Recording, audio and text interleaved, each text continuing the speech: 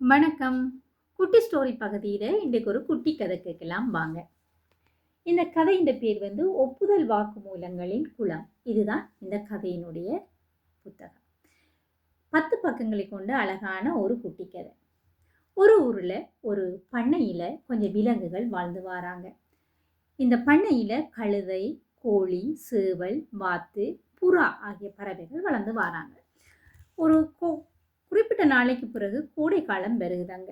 கோடை காலம் வந்தால் இந்த விலங்குகள் எல்லாம் வெளியில் வராங்க. வந்து பார்க்கும்போது காலநிலை அவர்களுக்கு நல்ல இதமான ஒரு காலநிலையாக இருக்குது. தங்களுடைய வேலைகளை தாங்களே செய்து கொள்கிறாங்க. தாங்கள் வாழுகின்ற சூழலை துப்புரவாக்கி வச்சிருக்கிறாங்க. பிறகு ஒரு மதிய நேரத்தில் தங்களுக்கு உணவு தேடி வெளியில் போகிறாங்க.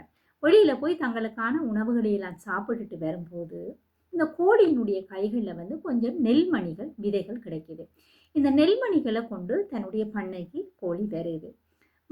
எல்லாரும் ஓய்வெடுக்கின்ற நேரத்தில் போய் கேட்குது இந்த கோழி எல்லார்கிட்டையும், எங்களுக்கு நாங்கள் ஒவ்வொரு நாளும் உணவு தேடி வெளியில் போகிறோம், என்னிட்ட கொஞ்சம் நெல்மணிகள் இருக்குது, வாங்கலன்னு நாங்கள் ஒரு வயலில் விதைப்போம் இந்த நெல்மணிகளை கேட்குறார். கேட்கும்போது பறவைகள் எல்லாம் சேர்ந்து சொல்கிறாங்க, ஐயோ உங்களுக்கு இயலாது, அது வெளியில் போய் அந்த உணவை தேடி சாப்பிட்றதுல ஒரு தனி சுவை இருக்குது, நான் வரையில்லை என்று சொல்லி எல்லாரும் சொல்கிறாங்க. அப்போ இந்த கோழி போய் கழுதைகிட்ட கேட்குது, நீ எல்லா இடமும் திரிஞ்சு வாரணி தானே, உனக்கு எங்களை விட நிறைய பலம் இருக்குது, வாவன் இந்த வயல் நிலத்தை கொஞ்சம் உழுது நான் இந்த விதைகளை விதைக்கிறதுக்கு எனக்கு கொஞ்சம் உதவி செய்தியான்னு. கழுதை சொல்லுது, ஐயோ எனக்கு இது வேலையில், எனக்கு இது பழக்கப்படாத ஒரு வேலை, நான் வரையில, உனக்கு தேவையென்னா நீ செய்து கொள்ளுன்னு சொல்லிட்டு கழுதையும் ஒய்யாரமாக அந்த கட்டிலில் ஊஞ்சலில் ஏறி படுத்து கொள்ளுறார். அப்போ கோழி பார்த்தது ஒருத்தரும் பெறையில்லை, ஆனால் நல்ல நிலவளம் இருக்குது, அந்த நிலத்தை வீணாக்குறதுக்கு இந்த கோழிக்கு விருப்பம் இல்லை, நல்ல காலநிலையும் இருக்குது, எல்லாம் தேவையும் தங்களுக்கும் இருக்குது என்று சொல்லிக்கொண்டு இந்த கோழி என்ன செய்து தானே தனியாக அந்த நிலத்தை பதப்படுத்தி நெல்மணிகளை விதைக்குது. விதைச்சு ஒரு குறிப்பிட்ட நாட்கள் போக அதுக்கு தேவையான எல்லா பராமரிப்புகளையும் செய்து கோழி எந்த நாளும் காலையில் போய் அந்த நிலத்தை பார்க்குறது மகிழ்கிறது, இப்படியாக அந்த நெல்மணிகள் வளரும் வரையும் காத்துக்கொண்டே இருக்குது. குறிப்பிட்ட நாளைக்கு பிறகு நெல்மணிகள் எல்லாம் வளர்ந்து நல்ல அழகாக நில ஒளியில மஞ்சள் வயல் அப்படியே தங்கம் போல ஜொலிச்சு கொண்டு இருக்கு. இந்த கழுதை ஒரு நாள் இரவு அவருக்கு தூக்கம் வரையில நில ஒளியில எட்டி பார்க்கிறேன், அந்த வயல் எல்லாம் மஞ்சள் வண்ணத்துல இருக்குது. இவருக்கு வயிற்றுல பசியும் எடுக்குது. அந்த நெற்கதிர்களுடைய வாசனை அவரை இருக்க விடையில. யாருக்கும் தெரியாம சத்தம் இல்லாமல் எழுப்பி அந்த வயலுக்கு போறேன்.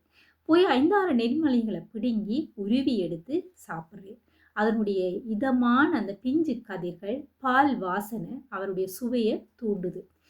கொஞ்சம் கொஞ்சமாக அப்படியே வயலுக்குள்ளே இறங்கி நின்று கொண்டு நெல் கதிர்களை பிடுங்கி பிடுங்கி சாப்பிட்டுட்டு கொஞ்சம் நேரம் கழித்து எட்டி பார்க்குறேன், அரவாசி நிலம் அவருடைய கண்ணுக்கு தெரியுது. கீழே குனிஞ்சு பார்க்குறேன், வைக்கோல்கள் எல்லாம் கீழே விழுந்து கிடக்குது. அரவாசி வயல் சாப்பிட்டு முடிஞ்சு. தன்னுடைய வயிறு இன்னும் அந்த நெல்மணிகளை சாப்பிடு என்று சொல்கிற மாதிரி ஒரு உணர்வு இந்த கழுதைக்கு. யோசிச்சு பார்க்குது, நான் இப்போ அரவாசியை விட்டுட்டு போனால் அவர்கள்ட்ட மாட்டிடுவேன், நான் தான் சாப்பிட்டேனான்னு தெரிய வந்துடும், முழு வயலையும் சாப்பிட்டேன்னா நான் தான் சாப்பிட்டேன்னு அவங்களுக்கு தெரியாது என்று வயலுக்குள்ளேயே இருந்து எல்லா நெற்கதிர்களையும் அப்படியே உருவி பிடுங்கி சாப்பிட்டுட்டு விடியறதுக்குள்ள சத்தம் இல்லாமலுக்கு போய் தன்னுடைய படுக்கையில் படுத்துக்கொண்டார். வழக்கம் போல கோழி காலையில் எழுந்து தன்னுடைய வயலை பார்க்கறதுக்கு வருது. பார்த்தால் வயலினுடைய நிலம் வெறுமையாக யாரோ வேட்டையாடி சிதறடித்த ஒரு போர்க்களம் மாதிரி அந்த வயல் கிடக்குது. கோழி தன்னுடைய ரெக்கைகளை விரித்து அல்லது கொக்கரக்கோ ஒன்று கத்தி அப்படியே அழுது கொண்டு திரும்பியும் என்ன செய்யுது, தன்னுடைய பண்ணையை நோக்கி ஓடுது.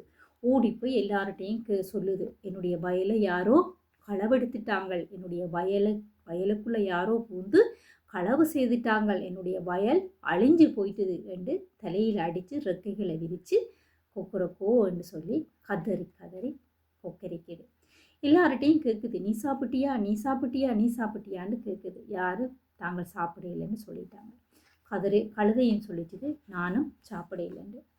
இந்த கோழிக்கு மனதுக்குள்ள ஒரே ஒருத்தர் யார் இதை சாப்பிட்ருப்பாங்க. அப்போ கோழி கொஞ்சம் நேரத்துக்கு பிறகு எல்லார்ட்டையும் போய் சொல்லுது, சரி எனக்கு வயலுக்கிட்ட ஒரு குளம் இருக்குது, அந்த குளம்தான் சாட்சி. உங்களில் யார் அந்த வயலை சாப்பிட இல்லையோ அவர்கள் அந்த குளத்தடியில் வந்து எனக்கு இந்த கரையிலிருந்து அந்த கரையில் பாய்ஞ்சு எனக்கு உண்மையை சொல்ல வேணும். அப்போ இந்த குளத்தடிக்கு பறவைகளையும் கழுதையையும் கூட்டிக் கொண்டு போகுது. கூட்டிக் கொண்டு போனால் அங்கே போய் சொல்லுது, இந்த கரையிலிருந்து அந்த கரையில் பாய வேணும், பாயும் போது சொல்லணும் நான் இந்த வயலை சாப்பிட இல்லை என்று சொல்லி கொண்டு பாய வேணும்.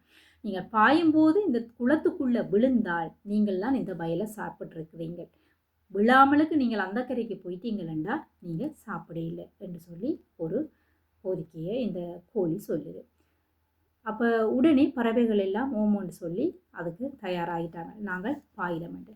முதலாவதாக சேவல் என்ன செய்யும், தன்னுடைய இறக்கைகள் அடித்து கொக்கொருக்கோ என்று கூவினபடி நான் இந்த வயலை சாப்பிடையில, நான் இந்த வயலை சாப்பிடையில்னு சொல்லிக்கொண்டு இந்த கரையிலிருந்து அந்த கரைக்கு அப்படியே பறந்து போகும்போது அவர் தான் வயலை சாப்பிடையில்ன்றதை உறுதிப்படுத்திட்டேன்.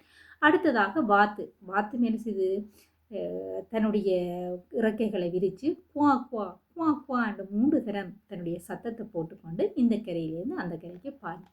அப்போ அதுவும் அடுத்த கரையை போய் சேர்ந்துட்டு அப்போ வாத்தும் இதை சாப்பிடலைன்றது உறுதியாகிது. அடுத்ததாக இந்த குட்டிப்புறா என்ன செய்யுது, தன்னுடைய இறக்கைகளை விரித்து கொண்டு குர் என்று 2-3 தடவை சொல்லிக்கொண்டு நல்ல உயரமாக இறக்கைகளை விரித்து பாஞ்சு அடுத்த பக்கத்துக்கு போயிட்டு அப்போ அதுவும் அந்த வயலை சாப்பிடலைன்றது உறுதியாகி.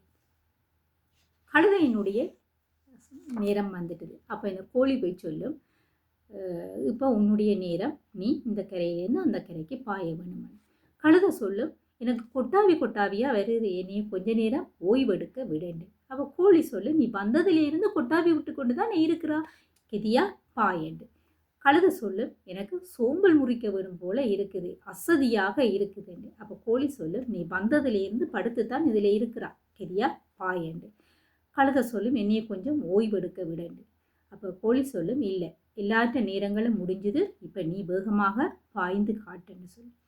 கழுதைக்கு ஒரே பயம், காலையும் பின்னங்கால்கள் 2ஐயும் முன்னங்கால்கள் 2ஐயும் நீட்டிக்கொண்டு கழுதை தன்னுடைய பின்னங்கால்களை அகலமாக நீட்டிக்கொண்டு பாய்ஞ்சுது. பாயும்போது அரைவாசி உடல் அப்படியே தண்ணிக்குள்ளே தாண்டு நடுவுக்குள்ளே அப்படியே தொம்மண்டு விழுந்துட்டேன். முழு உடலும் நனைகிற மாதிரி குளத்துக்குள்ளே விழுந்துட்டேன். எல்லாருக்கும் ஒரே ஆச்சரியம். இவ்வளவு நேரமும் தங்களோட கூட இருந்து சத்தமில்லாமல் இந்த முழு வயலையும் இந்த கழுதை தான் சாப்பிட்டுருக்குன்னு. கோழிக்கும் கோபம். கோழி சொல்லுது, அப்போ நீ தான் இந்த வயலை சாப்பிட்ருக்குறான். கழுதை சொல்லும், சீ நான் சாப்பிடல, நான் உங்களோடு தான் இரவு முழுதலும் இருந்தேன் நான். பறவைகள் எல்லாம் சேர்ந்து சொல்லும், நீ தான் இந்த வயலை சாப்பிட்ருக்குறா, இரவு முழுக்க நீ நிலவொளியில் நடந்து திரிஞ்சதை நாங்கள் பார்த்தனாங்க, நீ தான் இந்த வயலை சாப்பிட்ருக்குறா, உண்மையை ஒத்துக்கொள்ளு, இந்த குளம்தான் இதுக்கு சாட்சி, நீ உண்மை சொல்லாட்டியும் குளம் உண்மை சொல்லி இருக்குது என்று சொல்லி பறவைகள் எல்லாரும் சேர்ந்து சொல்கிறாங்க. கழுதை தண்ணிக்கிலேருந்து கத்திக்கொண்டே இருக்க பறவைகள் எல்லாம் பரிதாபப்பட்டு தங்களுடைய கைகளை கொடுத்து கழுதையை வெளியில் இழுத்து எடுத்து நீ உண்மையை ஒத்துக்கொள்ளு என்று சொல்லி சொல்கிறார்கள். கழுதை ஒன்றும் செய்ய முடியாமலுக்கு தான் செய்த தவறை ஒத்துக்கொள்ளுது.